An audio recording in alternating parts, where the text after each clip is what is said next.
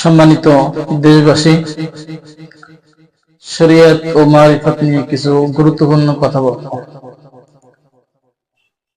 তো একজন ভদ্রলোক আমাকে ডাকলেন যে হুজুর এদিকে আসেন। আমি ভদ্রলোকের কাছে গেলাম।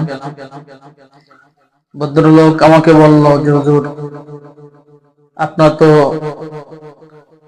আপনারা তো শরীয়তের আলেম, আপনারা তো মারিফত মানেন না। ভদ্রলোক আরো বলছে,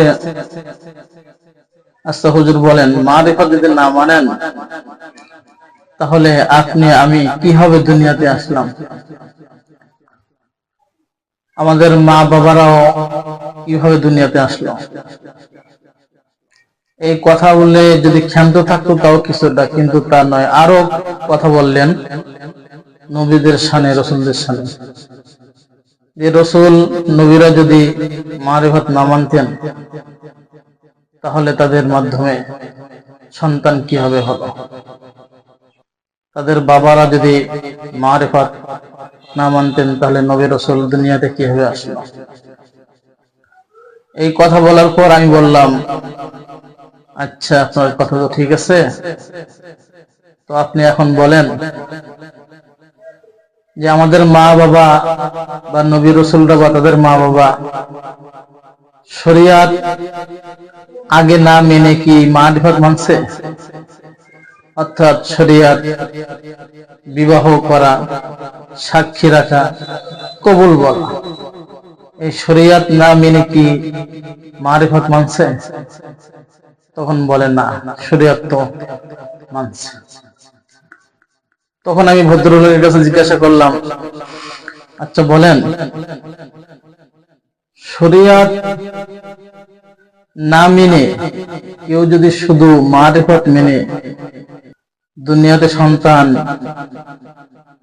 আসে তাহলে ওই সন্তানকে সমাজের মধ্যে, মানুষের মধ্যে কি বলে? তখন সে বলল, অবশ্যই অবৈধ সন্তান অথবা জারজ সন্তান বলে।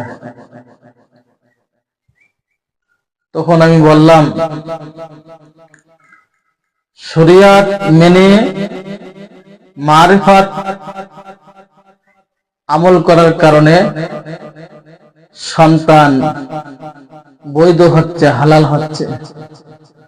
আর শরিয়ত না মেনে শুধু যদি মারিফতের মাধ্যমে সন্তান দুনিয়াতে আসে তাহলে অবশ্যই সন্তানকে অবৈধ সন্তান বা জারজ সন্তান বলে। তো ঠিক যারা শরিয়ত না মেনে মারিফত আমল করে, তাহলে আপনারাই বলুন ওই আমলকে কি আমল বলা যেতে পারে? আপনারা অবশ্যই কমেন্টের মধ্যে এর উত্তর লিখে যাবেন। আল্লাহ রাব্বুল আলামিন বলেন, ইউদিল্লু বিহি কাসীরা ওয়া ইয়াহদি বিহি কাসীরা ওয়া মা ইউদিল্লু বিহি ইল্লাল ফাসিকিন। যারাই কোরআনের উপর আমল করবে তারাই হলো হিদায়াতপ্রাপ্ত, আর যারাই কোরআনের উপর আমল করবে না তারা পথভ্রষ্ট, ক্ষতিগ্রস্ত। এই জন্য মারিফত মানার আগে শরিয়ত মানুন, তারপরে মারিফত মানুন। আল্লাহ রাব্বুল আলামিন সকলকে বোঝার তৌফিক দান করুন।